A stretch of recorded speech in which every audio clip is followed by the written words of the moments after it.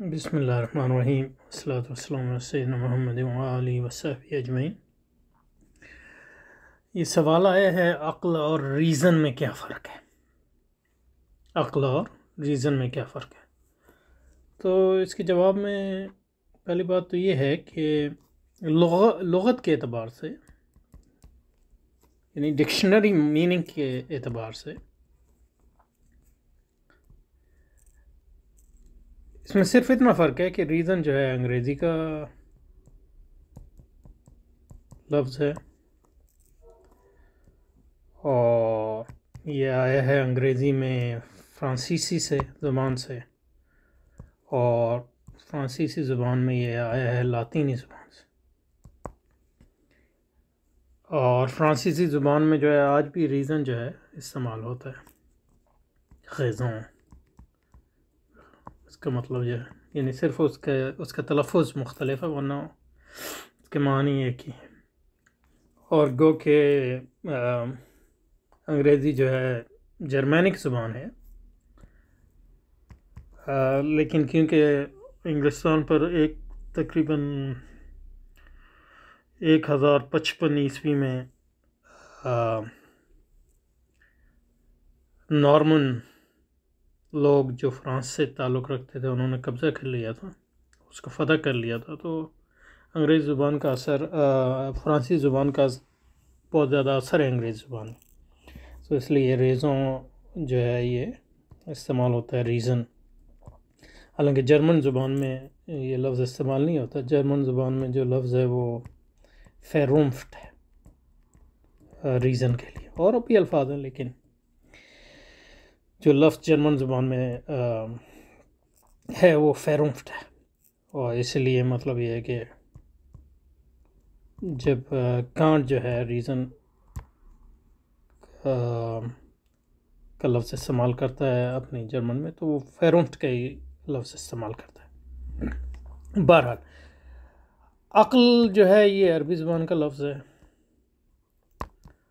اور عربی زبان کے تھرو یہ اردو میں بھی ہے، فارسی میں بھی ہے، جو زبانوں کو مجھے پتہ ہے، پنجابی میں ہے، سندھی میں ہے،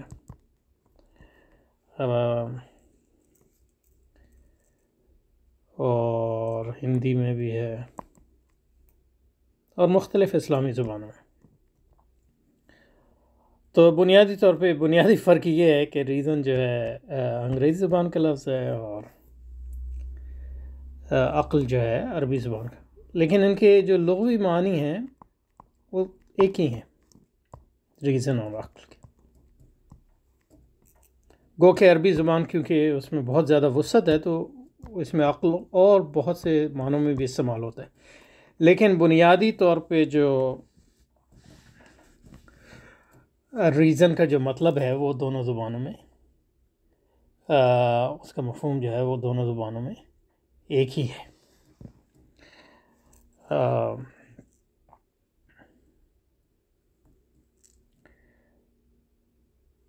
یعنی مطلب یہ کہ غور و فکر کرنا، یعنی دونوں زبانوں میں یہ فعل کے طور پہ بھی استعمال ہوتا ہے، اور اسم کے طور پہ بھی استعمال ہوتا ہے، اور صفت کے طور پہ بھی استعمال ہوتا ہے۔ تو اگر انگریزی کو دیکھیں فار ایگزامپل، تو انگریزی زبان میں جیسے کہ میں نے کہا یہ آیا ہے یعنی اس کی جو اساس ہے وہ لاطینی زبان کا رے، جس کا مطلب ہے انگریزی میں ٹو کنسیڈر، یعنی مطلب یہ ہے کہ کسی چیز پر غور و فکر کرنا، اور اس کا یہ مطلب بھی ہوتا ہے کسی چیز کو جو ہے گننا، کہ اس کے لیے بھی غور و فکر کی ضرورت ہوتی ہے، تو گننے کے لیے جو لاطینی میں جو زبان ہے ریٹیو، یہ اسی سے آیا، اور انگریزی میں اس کا ابھی بھی ہم استعمال کرتے ہیں اس کو، صرف اس کا جو تلفظ ہے وہ مختلف ہے۔ ریشو کا مطلب ہے تناسب، اردو نسبت، لیکن اس کا جو لغوی مطلب ہے وہ گننا ہے، کیلکولیٹ۔ تو غور و فکر کرنا، اور اس سے پھر جو ہے پرانی جو پرانی فرانسیسی زبان تھی اس میں آیا یہ خیزن اور خیزنہ، اور وہاں سے انگریزی میں آیا ریزن، اور جو جدید فرانسیسی زبان ہے اس میں بھی کم از کم خیزوں، تو وہ ایک مطلب یہ کہ تھوڑا سا ہی فرق ہے، اسپیلنگ میں بھی گو کے تلفظ میں زیادہ فرق ہے۔ تو اس کا مطلب ہے غور و فکر کا۔ اور جیسے کہ میں نے کہا کہ انگریزی زبان میں جو ہے یہ فعل کے معنی میں بھی استعمال ہوتا ہے، اور اسم کے معنی میں اور صفت کے معنی میں بھی استعمال ہوتا ہے۔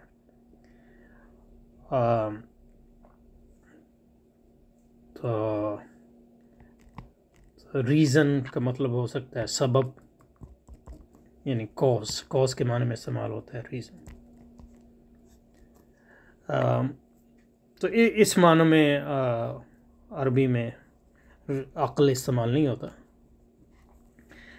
لیکن ٹو ریزن کا مطلب جو ہے غور و فکر کرنا ہو سکتا ہے، توجیہ کرنا، یہ بھی ایک مطلب ہے، یعنی جسٹیفیکیشن۔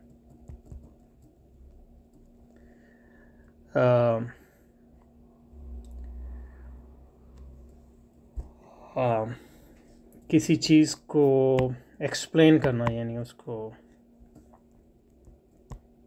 ایکسپلینیشن کو، یعنی کسی چیز کو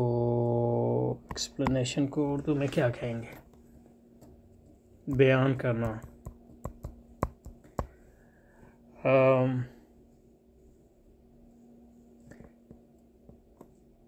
اور انگریزی میں ذہنی قوت کے لیے بھی استعمال ہوتا ہے جو غور و فکر کے کام آتی ہے، تو اس ذہنی قوت کا نام بھی ہے جس سے ہم غور و فکر کرتے ہیں، اور یہی جو ہے عربی میں یہ ذہنی قوت اور غور و فکر جو ہے عربی میں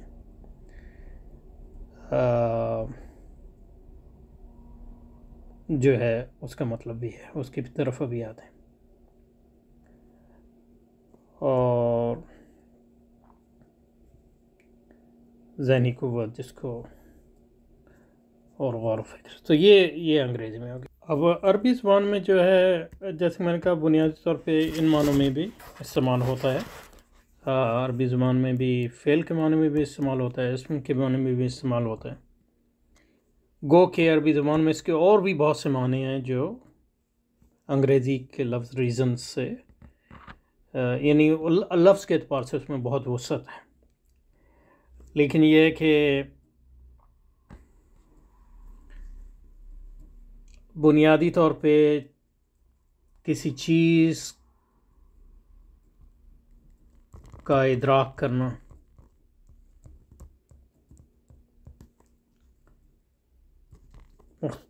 دو یا دو سے زیادہ مختلف چیزوں کے درمیان جو ہے تمیز کرنا،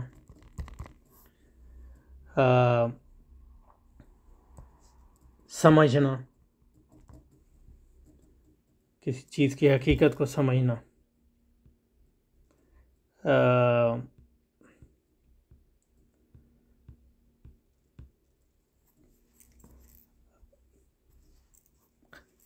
عربی زبان میں اس کے ایک معنی جو ہیں یہ بھی ہیں کہ کسی چیز کہیں جو ہے پناہ لینا،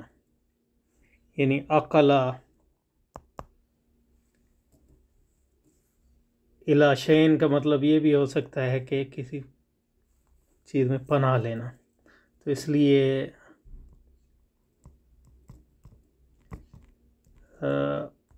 پناہ گاہ کے معنی میں بھی استعمال ہوتی ہے،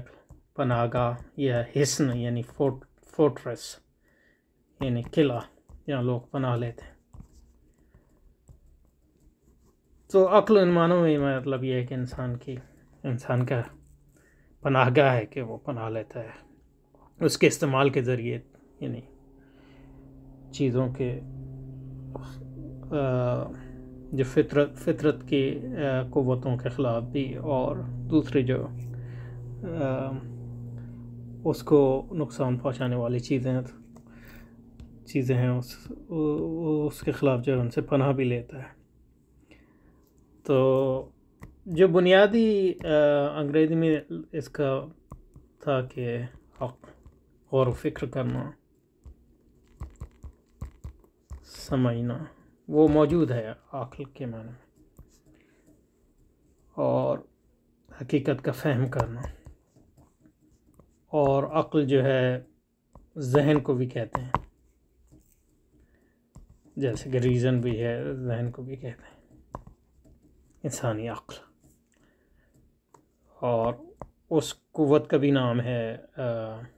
جس کے ذریعے جو ہے ہم انسانی ذہن کی قوت کا نام ہے جس کے ذریعے جو ہے مختلف اشیاء میں جو ہے تمیز کرتے ہیں یا ان کا ادراک کرتے ہیں وغیرہ۔ تو لغت کے اعتبار سے جو ہے یعنی ہم معنی الفاظ ہیں، گو کہ عربی زبان میں جو عقل ہے اس کے اور بھی بہت سے معنی ہیں جو انگریزی میں ریزن کے نہیں۔ اب جب لغت تو ایک ہو گئی، یعنی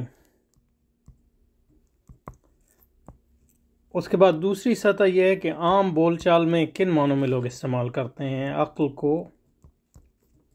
اور ریزن کو۔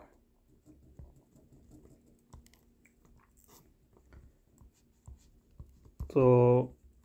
اس میں بھی کافی مماثلت ہے، گو کہ یہ مطلب یہ ہے کہ آپ کو استقراء سے دیکھنا ہوگا کہ لوگ جو ہے عقل کو کس معنوں میں، یعنی اردو زبان بولنے والے کس معنوں میں استعمال کرتے ہیں، عربی زبان والے کن معنوں میں استعمال کرتے ہیں، اسی طرح انگریزی زبان والے کن معنوں میں استعمال کرتے ہیں، فرانسیسی۔ لیکن مطلب یہ ہے کہ اردو میں ہم کہتے ہیں عقل سے کام لو، تو انگریزی میں جو ہے یوز یور ریزن،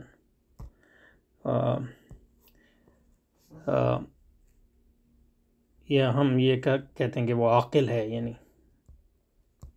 یعنی یا وہ ریزنیبل پرسن ہے، یعنی وہ عقل سے کام لیتا ہے وغیرہ وغیرہ۔ تو عام استعمال میں بھی اس کے ملتے جلتے معنی۔ تیسری سطح جو ہوتی ہے وہ اصطلاحات کی ہو گئی۔ اصطلاحات کا تعلق ہوتا ہے عام لغت سے بھی ہوتا ہے اصطلاحات کا تعلق،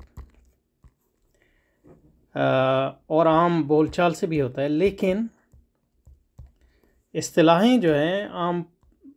بول چال اور لغت سے یعنی روشنی تو لیتی ہیں، لیکن اس سے آگے بڑھ کر ایک خاص معنی کسی لفظ کے خاص معنی پر جمع ہو جاتی ہیں اس علم کے تناظر میں۔ تو لوگ جو ہیں، اصطلاح کا مطلب یہ ہوتا ہے انگریزی میں ٹرمینالوجی، کہ لوگ جو ہیں اس پر اتفاق کر لیتے ہیں کہ ہم اس علم میں یا اس شعبے میں اس لفظ کو ان معنوں میں استعمال کریں، اور اس لحاظ سے پھر اصطلاح جب بن جاتی ہے تو وہ اس میں لغت اور بول چال کا اعتبار اس لحاظ سے نہیں رہتا کہ اس فن میں ہم گو کہ ایک تعلق تو اس کا رہتا ہی ہے۔ تو ان معنوں میں مطلب یہ ہے کہ اب اصطلاح میں جو ہے عقل جو ہے کن معنوں میں استعمال ہوتی ہے اور ریزن کن معنوں میں استعمال ہوتی ہے، تو اصطلاحی طور پہ وہ دیکھنا پڑے گا کہ پھر فن کے اعتبار سے دیکھنا پڑے گا، یعنی فلسفے میں، اور پھر فلسفے میں مطلب یونانی فلسفے، جدید فلسفے، سائیکالوجی میں، نفسیات میں فلسفے سے الگ ہو سکتے ہیں۔ پھر فلسفے میں مختلف مفکرین جو ہیں مختلف معنوں میں اس کو استعمال کر سکتے ہیں، مثلاً ارسطو اس کو ایک معنی میں استعمال کرتا ہے، افلاطون اس کو ایک معنی میں استعمال، کہ بنیادی ایک مماثلت ہوتی ہے لیکن اس میں فرق ہوتے ہیں، یا کانٹ اس کو ایک الگ معنی میں استعمال کرتا ہے، اور کانٹ کے اپنے فلسفے میں عقل کے کئی معنی وغیرہ وغیرہ۔ تو اصطلاح میں جو ہے اب اس میں دیکھنا پڑے گا کہ آپ فلسفے کی بات کر رہے ہیں یا سائیکالوجی کی بات کر رہے ہیں یا اسلامی علوم میں آ جائیں تو آپ اصول فقہ کی بات کر رہے ہیں یا منطق کی بات کر رہے ہیں یا تصوف کی بات کر رہے ہیں، تو اس میں مختلف علوم میں مختلف معنوں میں ملتے جلتے ہوتے ہیں، لیکن پھر بھی فرق بھی ہوتا ہے۔ تو اس میں ابھی اتنے جو ہے اس میں پورا اس کا احاطہ تو نہیں کیا جا سکتا اس تھوڑے سے وقت میں، گو کہ انشاءاللہ مستقبل میں اس کو آہستہ آہستہ کریں گے، لیکن اس کی چند مثالیں میں انگریزی سے بھی دیتا ہوں، ان کے ریزن کے معنوں میں استعمال ہوتا ہے، اور عربی سے بھی دیتا ہوں تاکہ کچھ اس میں جو ہے مماثلت اور جو فرق ہیں وہ معلوم ہو سکے۔ اب اصطلاحی معنوں میں جو انگریزی میں کم از کم فلسفے اور سائیکالوجی میں جو استعمال ہوتا ہے ریزن،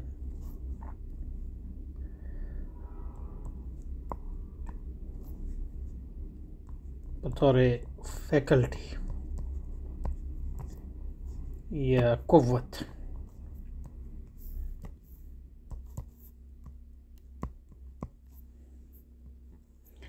اور انہی معنوں میں مثلا یہ کہ ڈیکارٹ کے ہاں یہ استعمال ہوا ہے یا کانٹ کے ہاں استعمال ہوا ہے بطور قوت، وہ قوت جو انسان،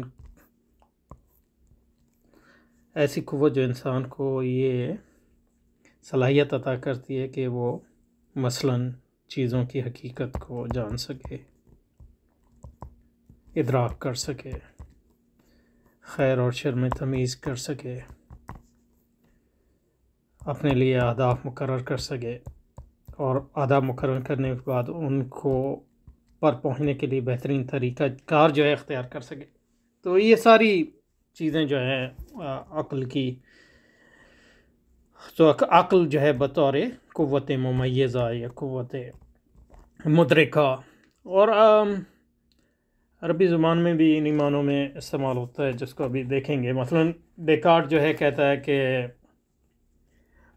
اس کی جو ایک چھوٹی سی کتاب ہے ڈسکورس آن میتھڈ، اس میں کہتا ہے the power to power یعنی قوت to judge correctly،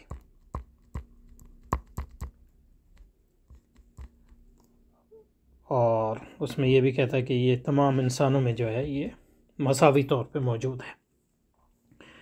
یعنی وہ قوت جس کے ذریعے جو ہے آپ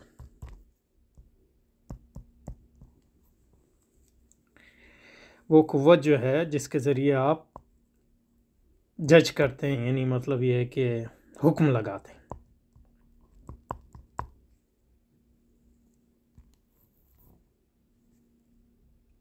صحیح طور پر چیزوں کے بارے میں، مثلا یہ کہ آپ نے یہ حکم لگایا کہ اس وقت دن ہے، تو یہ صحیح حکم ہے، تو جس قوت کی بنیاد پہ آپ نے وہ حکم لگایا اس کو ریزن کہتے ہیں۔ یا آپ نے یہ حکم لگایا کہ 10 جو ہے 5 سے بڑا ہے، وغیرہ وغیرہ۔ یا آپ نے یہ حکم لگایا کہ مجھے جو ہے کراچی جانا ہے حیدرآباد سے، کراچی جانا ہے حیدرآباد سے، تو یہ فیصلہ آپ نے کیا۔ اب فیصلہ جو ہے یہ صائب بھی ہو سکتا ہے، غیر صائب بھی ہو سکتا ہے، اس کے لیے مطلب یہ ہے کہ بہت سی چیزوں کا جاننا ضروری ہے، لیکن یہ جب آپ نے یہ فیصلہ کر لیا تو اب آپ نے بہترین طریقہ کیا ہے حیدرآباد سے کراچی جانے کا، تو وہ یہ عقل آپ کو بتائے گی۔ تو یہ بہترین طریقہ یہ نہیں ہے کہ پہلے لاہور جائیں اور پھر وہاں سے کریں۔ کچھ حالات میں یہ ہو سکتا ہے کہ یہ بہترین طریقہ ہو، مطلب یہ ہے کہ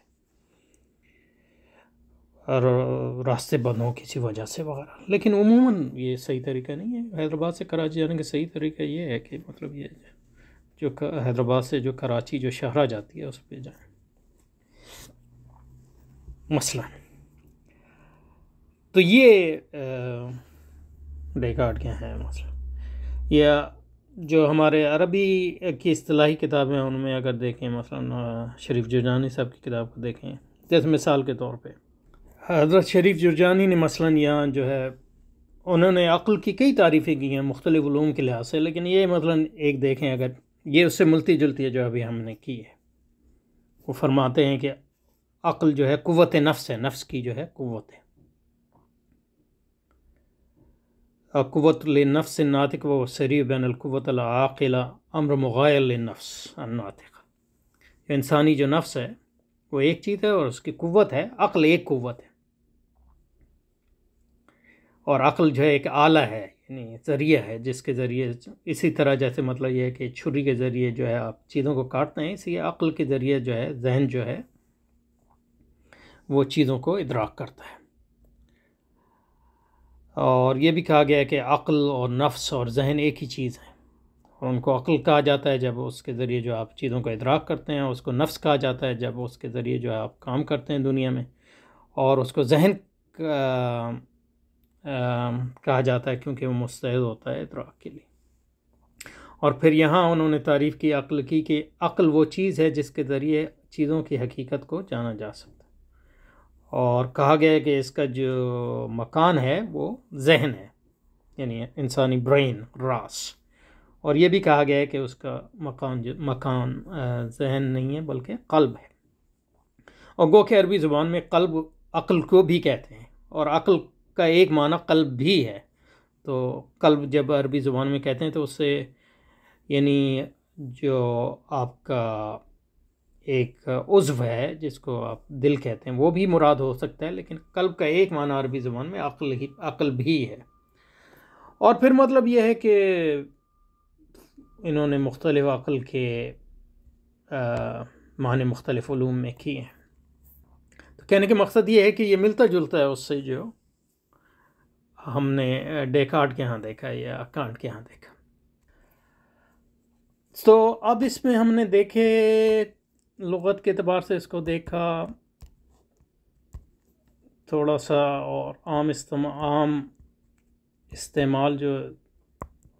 زندگی میں لوگ کرتے ہیں، اور پھر اصطلاح کے طور پہ اس کی تھوڑی سی مثال دی. اب اصطلاح میں جس پہ ہم نے کنسنٹریٹ کیا یا ترکیز کیا یا مرکوز کیا وہ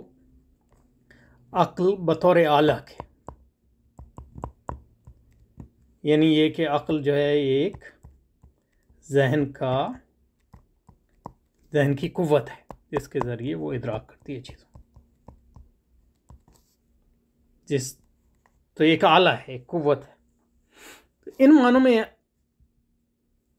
عقل جو ہے وہ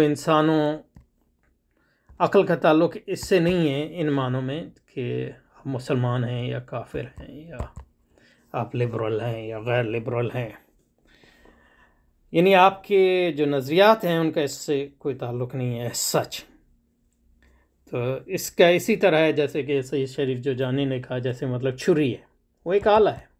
اس سے آپ سیب بھی کاٹ سکتے ہیں، آپ اس سے کسی کا حلقوم بھی کاٹ سکتے ہیں، نعوذ باللہ. تو اس کا اچھا استعمال بھی ہے، برا استعمال. ان معنوں میں یہ ایک آلہ ہے، ایک انسٹرومنٹ ہے. لیکن عقل کا ایک اس سے بڑھ کر، یعنی اس کو کہتے ہیں فارمل، یعنی سوری مطلب. اس سے فرق نہیں پڑتا کہ آپ کیا کر رہے ہیں، بلکہ یہ صرف ایک آلے کے طور پہ. لیکن عقل کا یا ریزن کے اور کئی ایسے معنی ہو سکتے ہیں جو صرف سوری نہیں ہے اصطلاحاً، بلکہ وہ اس بات پر مبنی ہوتے ہیں کہ آپ کا حقیقت کے بارے میں کیا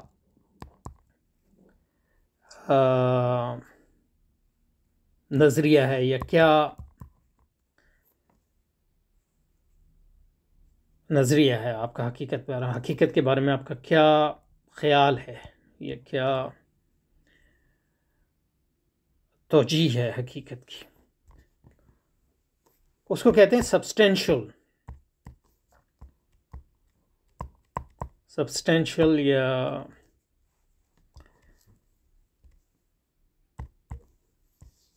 سبسٹینشل کو اردو میں کیا کہیں گے؟ سبسٹینشل کا مطلب اردو میں یعنی اساسی یا جوہری اختلاف. عقل اور ریزن کے بارے میں جو جوہری عقل اور ریزن کے جو جوہری معنی ہیں، وہ معانی جو ہیں اس کا نہ تو اصطلاح سے تعلق ہے، نہ لغت سے تعلق ہے، گو کہ اس کا عام بول چال سے تعلق ہو سکتا ہے، کیونکہ ہمارے عام استعمال جو ہے ہماری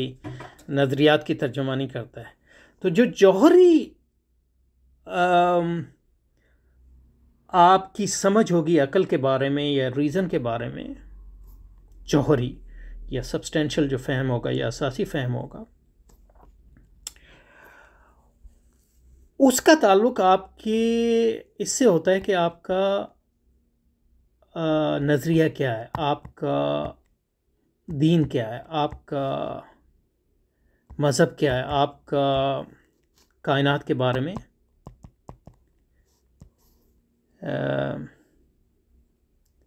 بنیادی ورلڈ ویو کیا ہے، یا بنیادی طور پہ آپ کا دین کیا ہے، آپ کا ایمان کیا ہے۔ تو اس وقت جو ہے اس سے فرق پڑے گا کہ آپ مسلمان ہیں یا کافر ہیں یا لبرل ہیں، کیونکہ وہ جو عقل کا آپ کا نظریہ ہوگا اس کا تعلق اس سے ہوگا کہ آپ کا کائنات کے بارے میں عمومی نظریہ کیا ہے۔ تو اس کی ایک مثال دیتا ہوں اور اس پہ ختم کرتا ہوں۔ جو عقل کا غیر اساسی یا سوری معنی میں نے بیان کیے بطور اعلیٰ کے، تو اس میں اس سے فرق نہیں پڑتا کہ آپ کافر ہیں یا مسلمان ہیں۔ کافر عاقل ہو سکتا ہے، مسلمان نہ غیر عاقل ہو سکتا ہے، نہ عاقل ہو سکتا ہے، بے عقل، کیونکہ یعنی وہ اللہ نے اس کو جو قوت دی ہے اگر اس کو استعمال نہ کرے۔ لیکن عقل کی جو اساسی نظریہ ہے اس کے بارے میں جو امام غزالی فرماتے ہیں، اس کو یہاں بیان کر کے جو ہے اس کو ختم کرتے ہیں، پھر انشاءاللہ اس پہ اور گفتگو ہوگی۔ تو امام غزالی کہتے ہیں کہ وَمَن لَّمْ يُؤْمِن بِاللَّهِ وَمَن لَّمْ يُؤْمِن بِاللَّهِ، جو اللہ پر ایمان نہیں رکھتا وہ فرماتے ہیں فَلَيْسَ مِنَ الْعُقَلَاءِ، فَلَيْسَ مِنَ الْعُقَلَاء، تو وہ عاقل نہیں ہے، وہ عقل مند لوگوں میں سے نہیں ہے، اس کو عقل مند نہیں کہنا چاہیے۔ ان معنوں میں نہیں کہ اس کے پاس ذہن نہیں ہے یا اس کے بارے میں جو ہے قوت ادراک نہیں ہے، ان معنوں میں کہ مطلب یہ ہے کہ وہ اس کا جو کائنات کے بارے میں نظریہ ہے وہ غلط ہے، تو اس کو آپ عاقل نہیں کہہ سکتے، اس کو آپ عقل مند نہیں کہہ سکتے۔ اور فرماتے ہیں کہ وَلَا يُقَالُ لِلْكَافِرِ، کافر کے بارے میں یہ نہیں کہنا چاہیے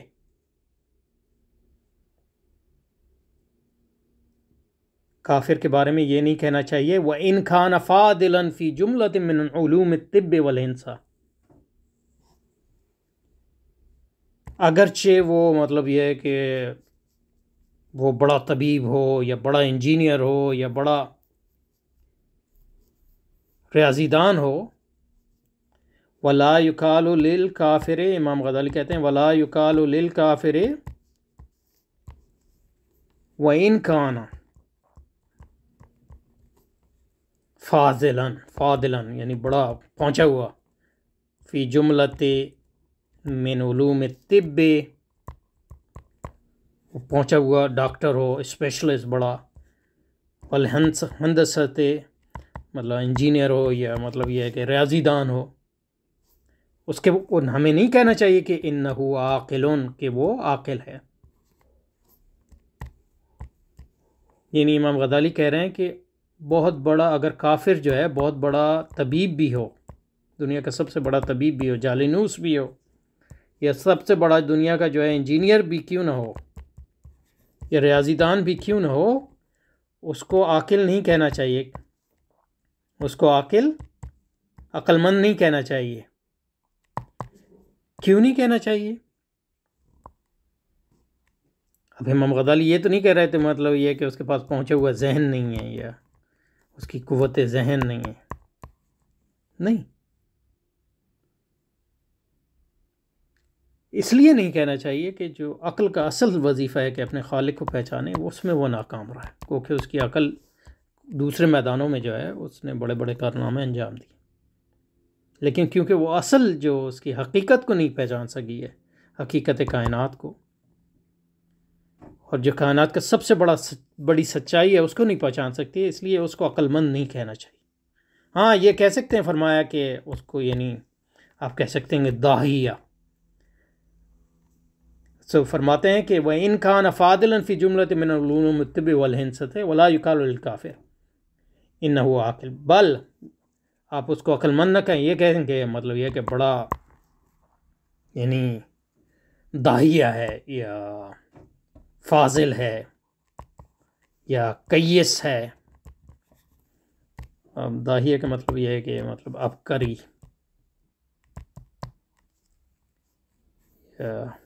بہت بڑا مکار. کیس بہت بڑا دانا کہہ سکتے ہیں. فاضل یعنی بہت پہنچا ہوا ہے وہ عقل میں کے میدان میں. لیکن یہ نہیں کہنا چاہیے کہ وہ عقل مند ہے، کیونکہ اصل عقل مندی میں وہ ناکام ہو گیا. اور اصل عقل مندی یہ ہے کہ کائنات کی حقیقت اس نے نہیں جانتے. تو یہ جو یہاں عقل کا تصور امام غزالی دے رہے ہیں وہ اساسی تصور ہے، اساسی تصور ہے